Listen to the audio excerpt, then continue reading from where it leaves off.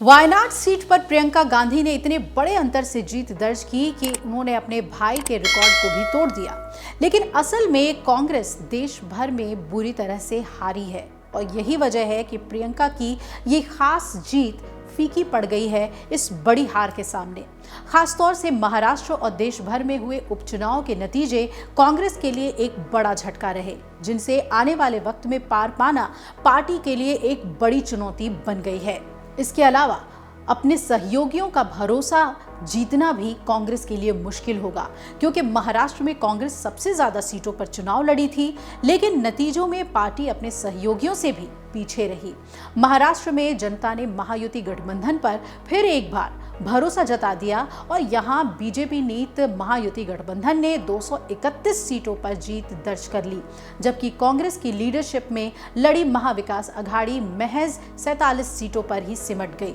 बाकी के खाते में 11 सीटें आई हैं, जबकि कांग्रेस को महाराष्ट्र से काफी उम्मीदें थी। झारखंड में जरूर कांग्रेस जेएमएम गठबंधन को जीत मिली, लेकिन इस जीत को भी हेमंत सोरेन की जीत ही माना जा रहा है। देश भर में हुए उपचुनाव में भी कांग्रेस को कुछ खास हासिल नहीं हुआ। अब वायनाड में प्रियंका की बम्पर जीत की बात करते हैं। वायनाड में प्रियंका गांधी को 6,22,338 वोट मिले, जबकि दूसरे स्थान पर सीपीआई के उम्मीदवार सत्यम मोकेरी को 2,11,407 मत ही मिल सके।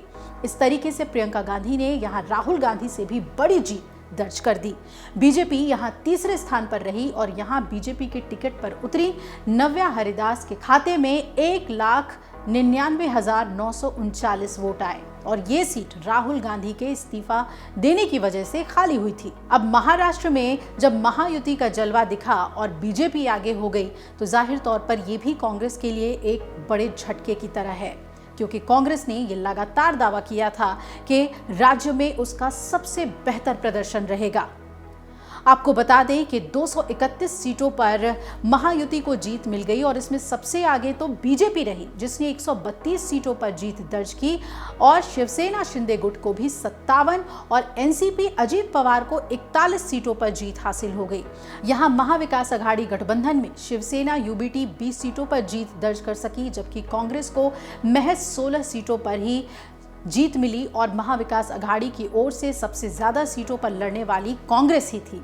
यहां एनसीपी शरद चंद्र पवार को 10 और सपा को महज 2 सीटों पर ही जीत हासिल हुई और अन्य के खाते में 10 सीटें चली गई।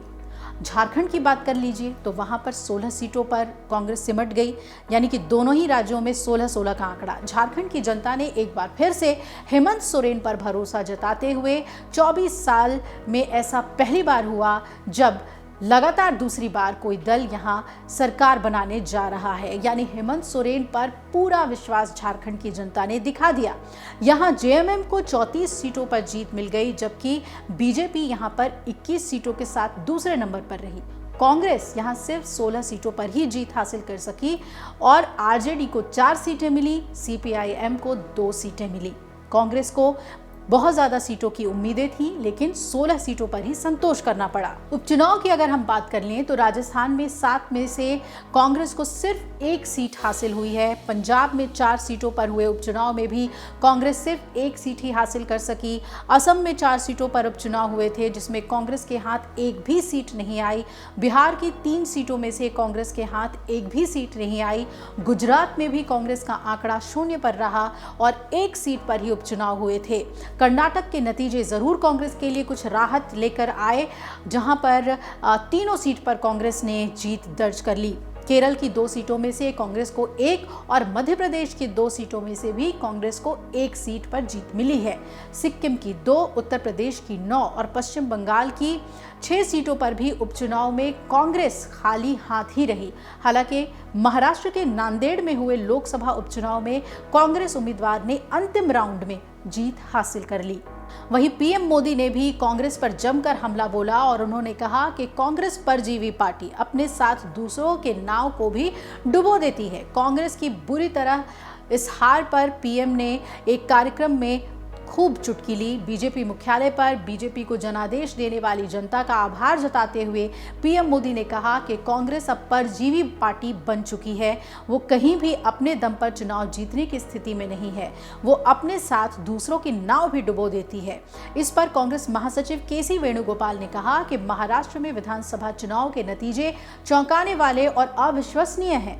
उन्होंने एक टीवी चैनल से कहा कि हम समझ नहीं पा रहे हैं कि क्या हुआ। ये सिर्फ कांग्रेस पार्टी की हार नहीं थी, बल्कि पूरे महाविकास अघाड़ी की हार थी। पहले हमें साफ समझना होगा कि आखिर क्या हुआ है। महाराष्ट्र और हरियाणा की हार के बाद हमें पूरी चुनाव प्रक्रिया पर आश्चर्य महसूस हो रहा है। अगर आप ये वीडियो YouTube पर देख रहे हैं तो हमारे चैनल को सब्सक्राइब कर बेल आइकन दबाएं और Facebook पर देख रहे हैं तो हमारे पेज को लाइक करें। 8 मिलियन प्लस सब्सक्राइबर, आपके इस भरोसे के लिए बहुत धन्यवाद।